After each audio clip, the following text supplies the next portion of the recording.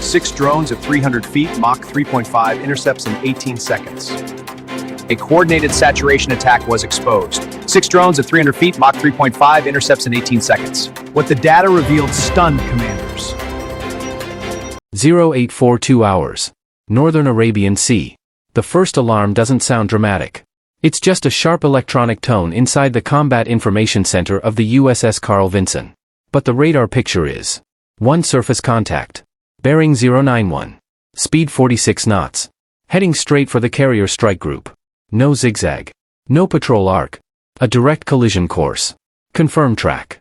Confirmed. Iranian fast attack craft. IRGC profile. Time to intercept at current velocity, 12 minutes. 12 minutes until a 95,000-ton nuclear-powered aircraft carrier could be forced into a split-second decision, fire or absorb impact. Escorting the carrier are the guided missile cruiser USS Princeton and the destroyers USS Starrett and USS Gridley. All Aegis-equipped. All armed with SM-2 interceptors, ESSMs, Tomahawks, and close-in defense. The Iranian vessel is small. Low radar cross-section. Possibly armed with C-802 anti-ship missiles. Possibly packed with explosives. Or possibly a decoy.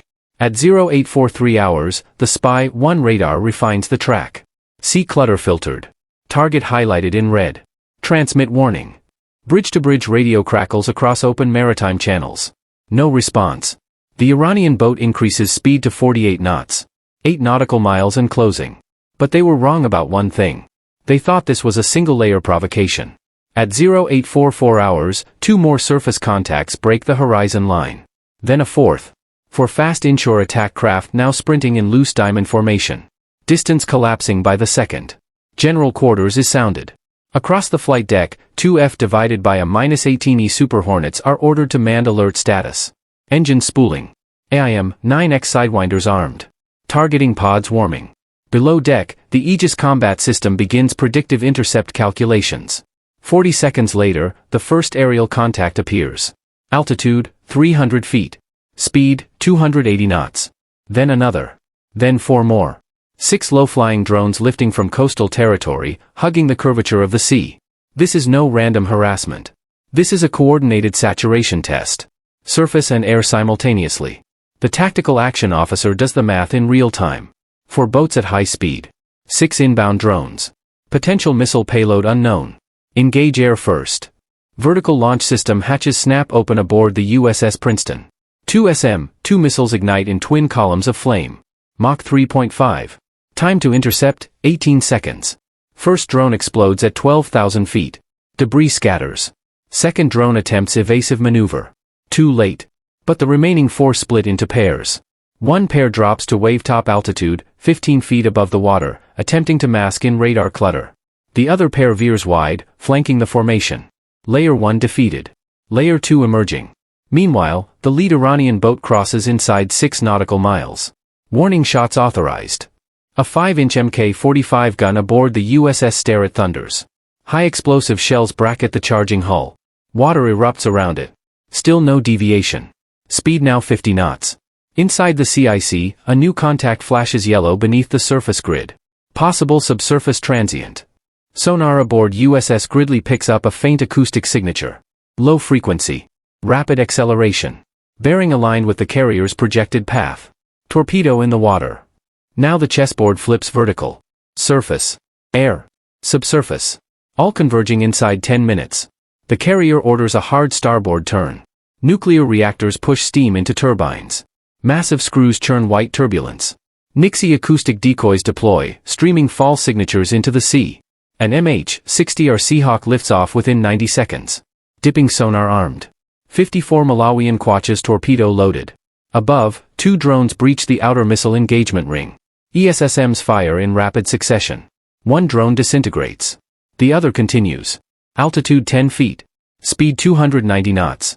CIWS Phalanx mounts spin to life aboard USS Gridley. 4,500 rounds per minute. A wall of tungsten. The drone vanishes in sparks 400 yards from the carrier's bow. But debris rains across the flight deck. Minor damage. No casualties. Below the surface, the Iranian torpedo adjusts course. It's wake homing. It ignores the first decoy. Distance to carrier, 3.2 nautical miles. Time to impact, under 4 minutes. Weapons free.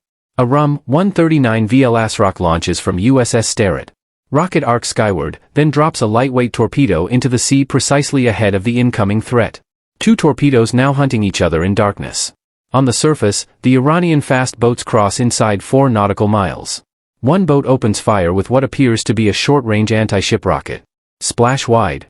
The second boat begins to maneuver erratically, possible missile preparation. A Super Hornet launches from the carrier in full afterburner. Mach 1 in seconds. Laser-guided targeting pod locks onto the lead boat. AGM-65 Maverick away. Direct impact. The boat disappears in an expanding orange sphere. 3 remaining. But they were never meant to survive. They were bait. At 0850 hours, satellite detection flags a new launch from deeper inland. 2 larger radar returns lifting fast. Speed climbing through Mach 0.9. Possible Nor or Kater anti-ship cruise missiles. Range to strike group, 62 nautical miles. Time to arrival, approximately 7 minutes. Now the real attack reveals itself. The boats forced close-range engagement. The drones tested reaction time. The torpedo divided attention. The cruise missiles are the killing blow. The Aegis system shifts to full saturation mode. Multiple intercept tracks calculated in parallel. 2 SM-6 missiles launch from USS Princeton. Active radar homing. Extended range capability. First intercept at 40 nautical miles. The sky flashes. 1 cruise missile gone. Second missile drops altitude, sea skimming at 20 feet. Terminal phase. Closing. Fast. Distance, 18 nautical miles. 14. 10. Engage with ESSM. 2 evolved Sea Sparrow missiles streak upward from USS Gridley. Mach 4. Impact at 6 nautical miles. The sea erupts in fire. Shockwave rolls across the formation. But the sonar operator shouts again. Hostile torpedo still active. The Iranian weapon evaded initial intercept. Distance, 1,800 yards. Carrier speed increasing to flank. The MH-60R drops its 54 Malawian Quachas into the water. Guidance system acquires 70 seconds of underwater pursuit. Then, a violent plume erupts from the sea surface. Kill confirmed. The torpedo threat eliminated 900 yards short of the carrier's hull. Surface contacts now down to 2. One attempts retreat. The other continues toward the formation in a final sprint. A single 5-inch round lands squarely amidships. Hull fractures. Fuel ignites. The sea becomes a field of burning wreckage. At 0854 hours, exactly 12 minutes after the first radar contact, the water is transformed. Oil slicks shimmer under sunlight. Smoke columns rise from shattered hulls. Floating debris marks where coordinated layers of attack once converged. And the carrier remains intact. Flight operations resume within 25 minutes. That's the difference between perception and architecture. A Nimitz-class carrier isn't just a ship. It's a layered defensive ecosystem. Outer air battle managed by Aegis. Mid-range intercept by SM-6 and SM-2. Point defense by ESSM. Close-in by CIWS. Subsurface protection via helicopters and ASROC. Electronic warfare jamming and decoys. Peel back one layer. Another stands behind it.